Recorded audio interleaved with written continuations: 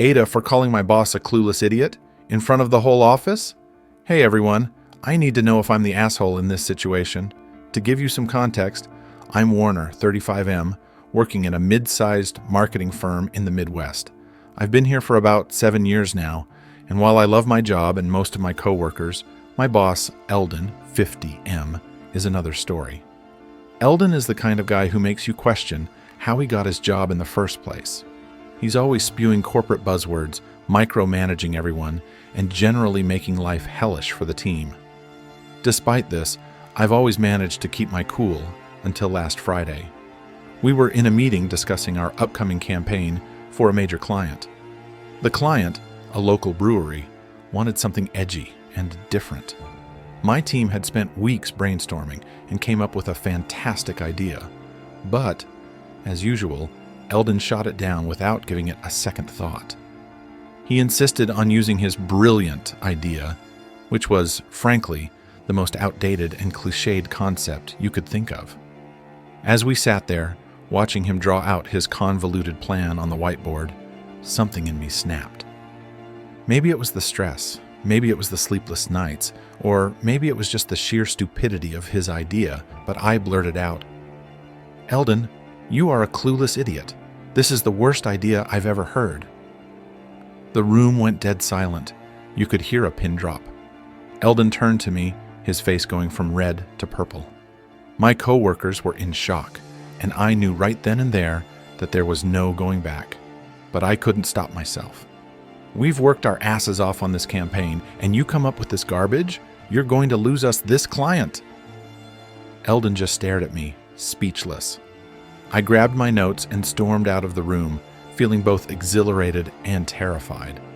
I knew I'd probably just torpedoed my career, but damn, it felt good to finally say what everyone else was thinking. Over the weekend, I couldn't stop replaying the scene in my head.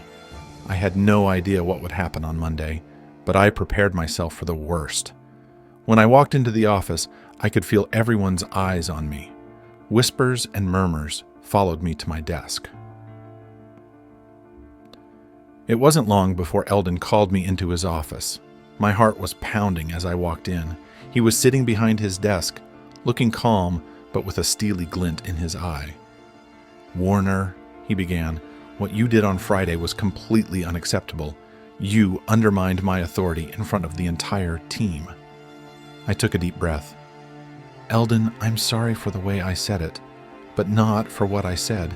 Your idea is terrible, and it's not what the client wants. We're going to lose them if we go through with it." He leaned back in his chair, rubbing his temples. "You've left me no choice. I'm putting you on probation. One more outburst like that and you're fired." I nodded, accepting my fate. As I walked out, I saw my teammates, Blythe, 29F, Lucian, 32M, and Marcella, 27F, giving me sympathetic looks. I knew they agreed with me, but they couldn't afford to speak out. The day dragged on, tension hanging thick in the air. During lunch, Blythe came over to my desk. "Warner, that was ballsy," she whispered. "But you know you're right. Eldon's been screwing us over for years. Maybe this will be a wake-up call for him." I appreciated her support, but I wasn't so sure. I spent the rest of the day avoiding Eldon and trying to focus on my work. However, the real challenge was yet to come. On Wednesday, we had a meeting scheduled with the brewery's CEO, Wiley, 45M, and his marketing director, Sable, 40F. This was our chance to pitch the campaign and secure the deal. Despite the probation hanging over my head, I was determined to push our original idea. When we walked into the conference room, Wiley and Sable greeted us warmly.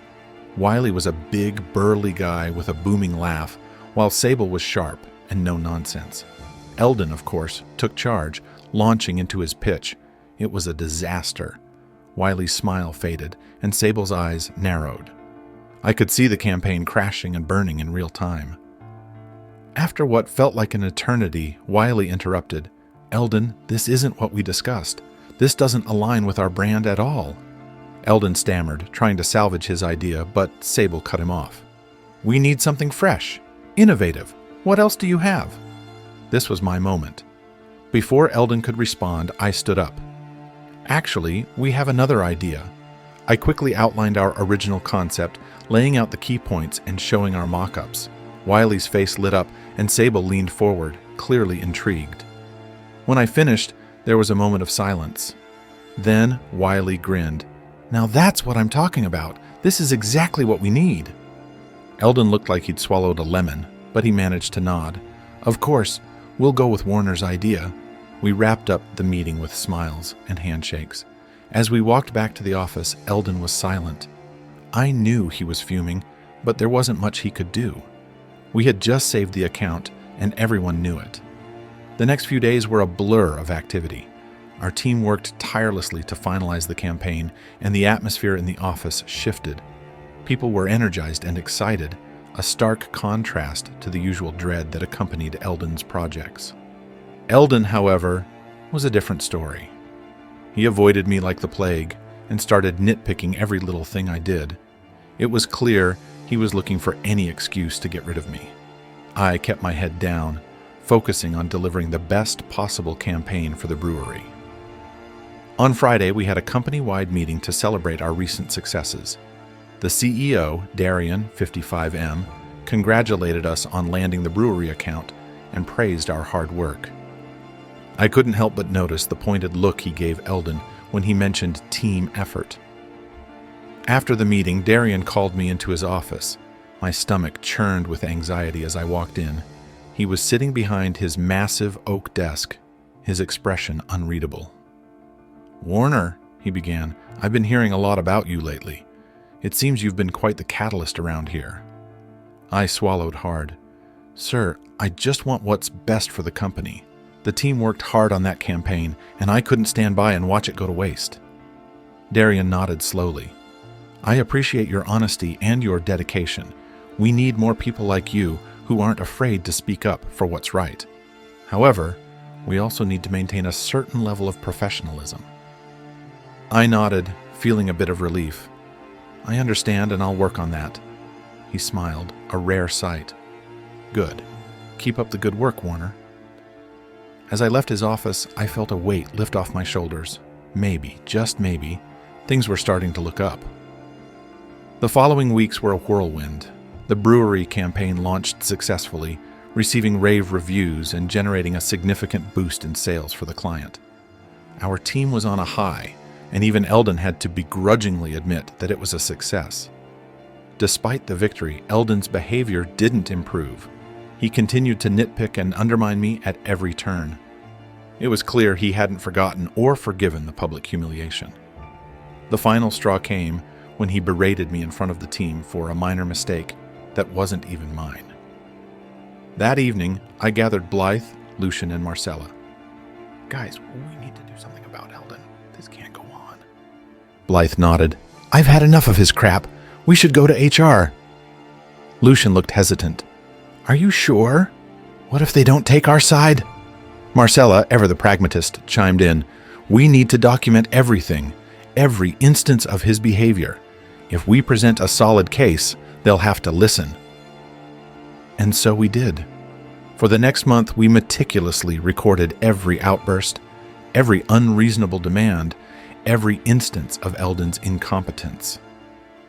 When we finally presented our case to HR, they couldn't ignore the mountain of evidence. Eldon was called into a meeting with HR and Darian. The tension in the office was palpable as we waited for the outcome. When Eldon finally emerged, his face was ashen. He packed up his things in silence, avoiding everyone's gaze.